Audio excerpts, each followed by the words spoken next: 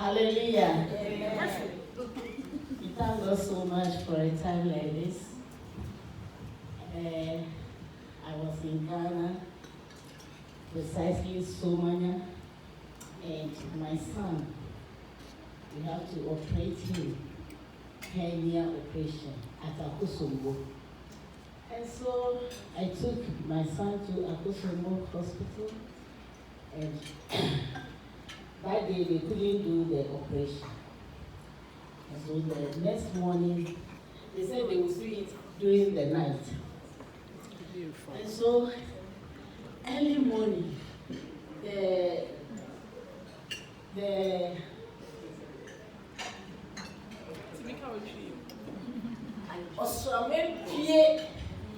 and so I thought, and the cock was crowing, and so I thought it was day. And so I walked, there's a shortcut that I walked through to the hospital. When I reached the hospital, not knowing it was midnight. And I can't come back because it is a bush path. But God saw me through the path, and so the watchman told me, "Do you know the time?" I said, "No." He said, "It's 1:30 a.m. So, and then I said, "Then watchman, I'm going to watch with you." Both of us will watch. And so 5:30 before I was able to go and see my son. And so I thank God so much. Anything could have happened during that time, but God saw me through. And so I'm so grateful to God. Hallelujah. This is the one playing the piano. Yes, the son mother testified about this Brother George that was playing the organized Friday. God is good. Thank you so much for sharing. Motherhood stories. What would mothers do? Motherhood stories? Okay, put your hands together for our dear sister. Hello, everyone. I'm excited to be here and also very elated to see the young ones here too. I'm 40, but I'm not that young. We always say our mothers do great things for us. We all got going with the sweet mother song. But as young girls growing up as young women, it's going to be a challenge. I'm a sandwich generation. I take care of my sick mom and my sick parents. My mom lives with me. But this is a challenge to all of us. It's not easy. When the call comes, you need to, stand up and be there for your parents. Now they are healthy, they are walking, they're giving us hugs. It will get to a point that they will not be able to be in the position to give the love, the care that you expect. Besides my personal experience taking care of my sick mom with chronic medical conditions, I'm also a clinical social worker, and when parents or children neglect their parents, it has a very huge mental health impact on our parents. We are Africans. People say, "Oh, back home, the family system is there to take care of our aging parents." It's not. And even here, even though they have those structures, nursing homes, long-term care facilities, it's sad, for children to leave and desert their parents, especially when they need them. So this is a challenge to all of us. If your parents are living, it's not too late to show them the care. Thank you. Thank you so much. Thank you so much. So we've had two motherhood stories. Now, what you remember about being a mom? Can anybody be nice? What you really, I'm sure we remember a lot. A whole lot. As a mother, I'm sure you experienced a whole lot. But what is the one thing that you really remember that, hello. It's such an honor to be here. I mean, I met a few of you before, but not that many, because I don't live quite close to the side of town. But it's great to be here. But I just wanted to say that for me, just having the grace of having a baby and looking at that kid and thinking that, oh my God, this is the kind of love that I've never experienced before. And to continue on that, my aging mom, my mom is 79, she's going to be 80 this year. But I only have one brother who is sick right now. And my mom is the one taking care of him. And sometimes you call her and to think that she is like so old, but she's still caring for her children. As mothers, we would always be mothers, no matter how old your child is. You would always be a mother. And so I think that sometimes with those of us over here, we kind of get so involved in our jobs, so involved in everything else around us. But we always have to thank God for our children because He gave them to us. We are their keepers. And so no matter how old your child is, that's good. He or she's always going to be your child. And so just like my sister said, take care of our parents, but we also have to take care of our children. And especially in this environment where we are trying to raise them as Ghanaians or as Africans, but we still have to, we are dealing with two different cultures. And we always have to remember how we were raised, what we were taught. But please don't go put ginger in your kids. Exactly. Thank you. Thank you so much. Like I said, a lot has happened through the journey of motherhood. But what do you really, really remember? I'm sure my mom remembers how maybe stubborn in quotes. That means we were not stubborn. Stubborn we were. Or how maybe I felt sick. Almost near to death. Not only me, my sisters, my brother had an accident. Too many. There's so many we could remember as a parents. I want somebody to share what it really, it could be from our fathers too. Because some of the fathers are even more than mothers. They babysit you off when their wives have shows, when they have to MC. You see, everybody was waiting to see women raise their hands. Because they said, what do you remember about motherhood? And then, my thing is that when we take motherhood as a noun, then that is where the women comes in. Only. But I refuse to take motherhood as a noun. I take it as a verb. Because motherhood is the work you're doing. And therefore, I took the microphone because I am a mother too. Yes. In my situation, my wife has never, we have 5 kids here and 1 back home. All the 5 kids that are here, 4 of them, when she was pregnant, I am the one that is mothering. When she was pregnant, I will be yearning for so many things. I will, excuse me, you are eating, I will be visiting the washroom all the time, throwing up. No, seriously. This woman, she's blessed though. This woman, when she's pregnant, I carry everything. I will be yearning for ice cream, I will be coming home. I said I need this. It will continue till she delivers. Pregnancy partnership. Exactly. So when we talk about motherhood experience, I can proudly stand here and talk as a mother because I am experiencing it more than she is.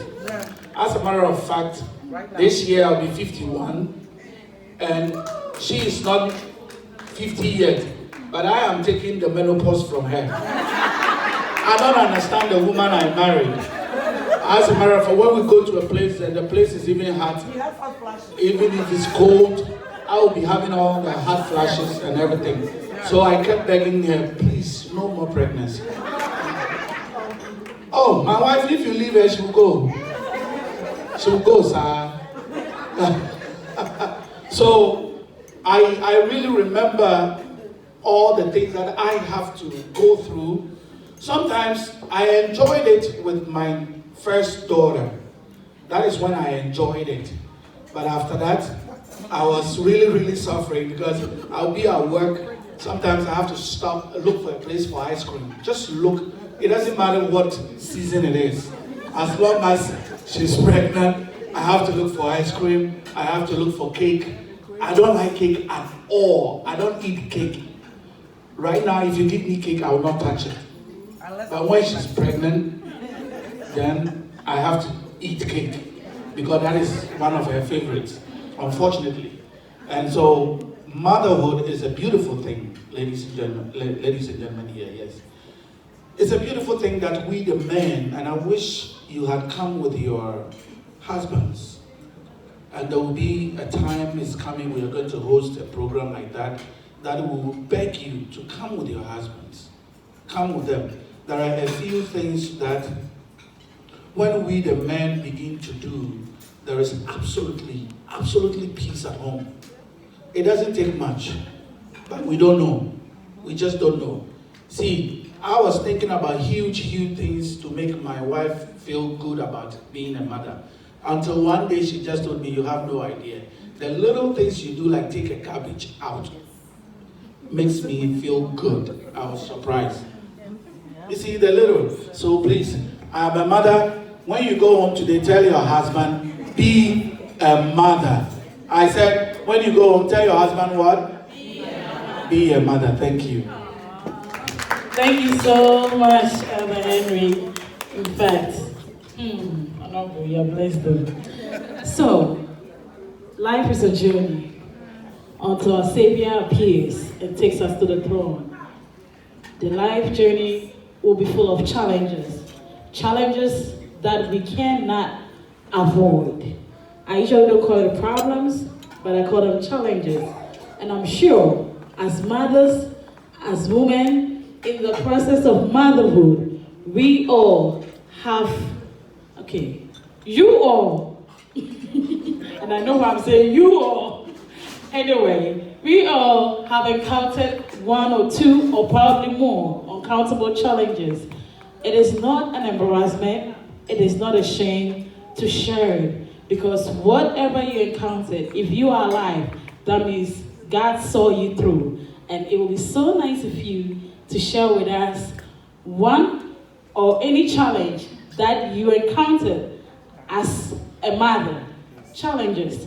You know, some of you are, I would say, graduate mothers because you've been mothers for so many years. Some are first-time mothers. So it is awesome for you to share so that the new mothers, in fact, the incoming ones like us, can tap from it. So that when we encounter those challenges, we will know what to do because God saw you through. So you have a story. Please put your hands together for our own Pastor Reverend Mr. Hallelujah. Actually, I think I didn't go through a lot when I had my child. I was only 17 years old, and my grandmother took care of my child for me. But all I remember was anytime my child was sick, I would start crying because I didn't know what to do. All I do was to cry. And when I was growing up, the challenges that I had, I don't know, it's only God who can explain that. I can't explain it myself. But I thank God I've overcome all those challenges with my children. But one thing I want to say is, I don't know how many women do this. When my daughter is not home, I wake up in the middle of the night, I'm going to the bathroom, I'm praying. I can pee 10 times, I will pray 10 times. I'm praying until I hear the door open and she's coming in. And that is so, it's a challenge because you are lying down, you can't even go to sleep because of someone else that will grow up and be somebody's wife or somebody's own mom. So this is a big challenge to us. And I think every woman goes through this. And God bless us all because at the end of the day, we live to eat the fruit of our labor. God bless us, mothers. God bless us, matters. We hear from Queen Jay. Amen. My greatest challenge is teenage daughters. Teenage daughters, I am struggling. And the sons are better than the daughters. I don't know. I'm not sure, but I think it's a little bit easy with the sons. And they are both. Man, that one we need special grace when they get to that age. When they are young, you know. And one thing that I have learned is that I'm an only daughter, the only daughter of my mom. I didn't have, sisters or, to grow up with. And my mom was living outside the country for a long time. My cousins were closer than I was.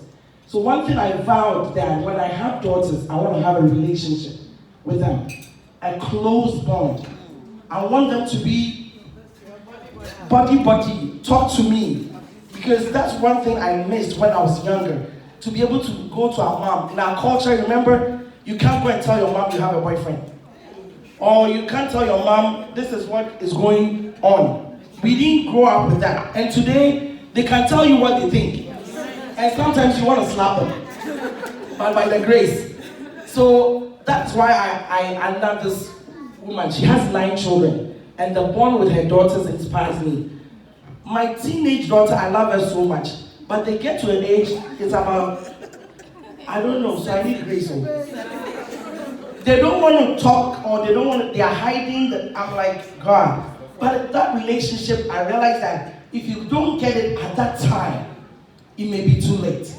So I am working on my patience and my grace to be able to love. What it's teaching me is to love them through it all, to understand them through it all. Our culture and this culture is different, and to be able to support them. But one thing I say is that the relationship matters, and if you don't destroy that, in the end, it will come back and be a beautiful thing. Amen. That's what I wanted to share. God bless you. Amen. I wasn't going to say anything, but something just came to my mind. And there's a saying that somebody said, "Motherhood, who signed me up for this?" But just to speak to what my sister Jennifer said about teenage kids as a challenge, I think the mistake that we make is we group our children together, but they are individuals. So the most important thing is, I have 4 kids, aged from 29 to 21, 3 boys, 1 girl. But each kid is an individual. You have to learn something called your love language. Like how my brother said, little things like pick up the garbage. My love language is act of service. You can buy me diamonds, I don't care. You can do whatever you want, I don't care. I have 2 love languages. Act of service, take the garbage out for me, and quality time, spend time with me. So you have to know your kids and learn their love language and how to treat each individual kid. Because if you don't do that, that's when the relationship gets destroyed. Because you are trying to treat your older child where you did gifts for that child, but then your second child, you're trying to buy gifts and gifts and gifts, and nothing is working. But all that child wants is for mom to come home, come and sit beside me and let's watch TV. How about doing this with me? Learn your kids' love language. It's very important.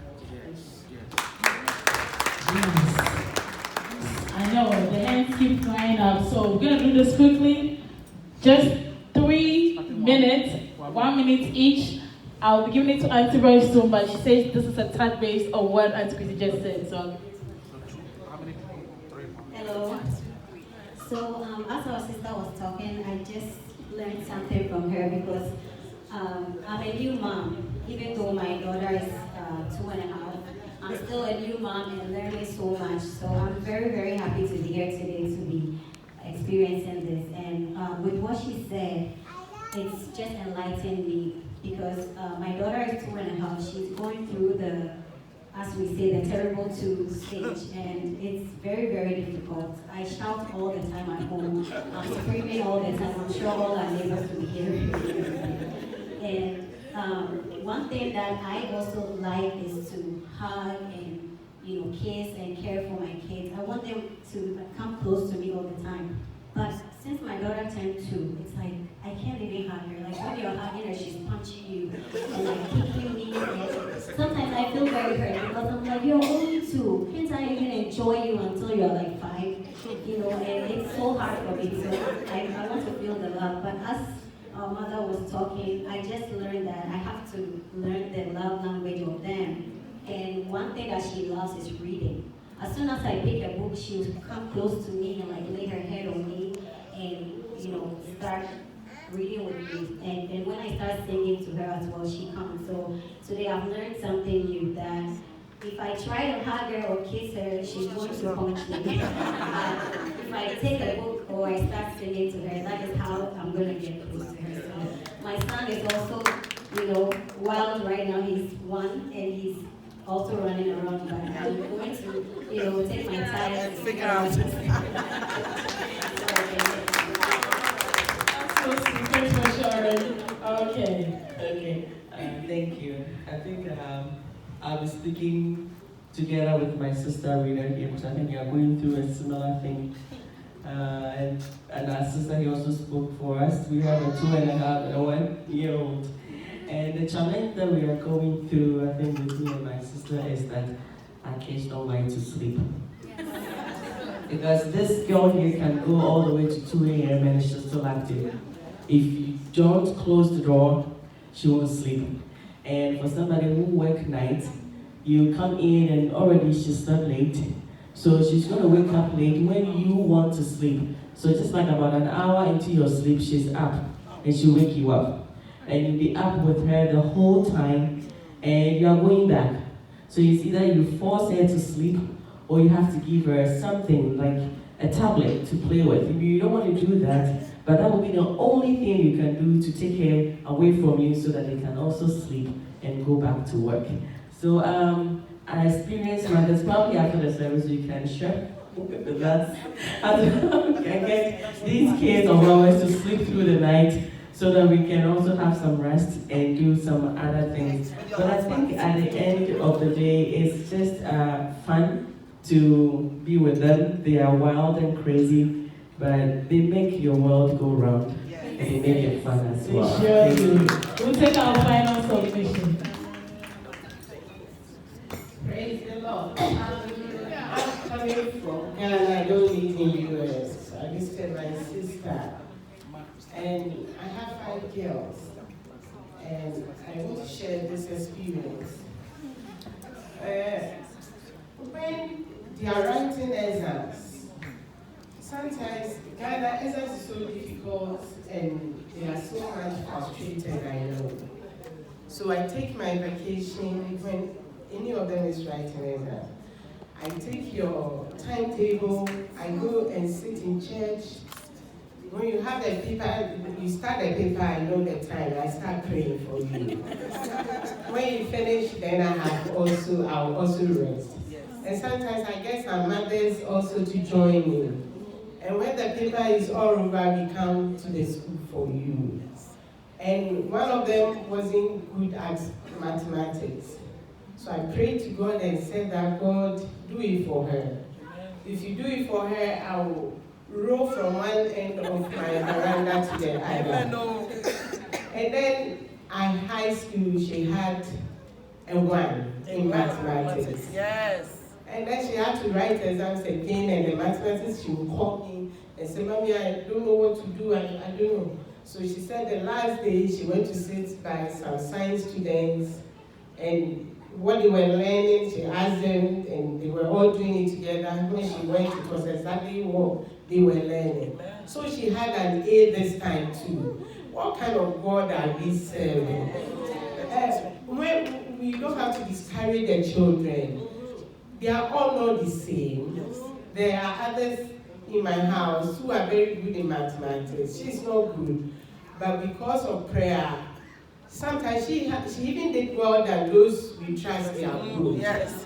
So whenever they are not good in anything, you don't condemn them. Yes. You support them. You encourage them. You join them in their exams. You take vacation.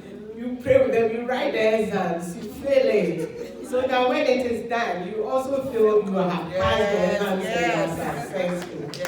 So keep on supporting them. Amen. Amen.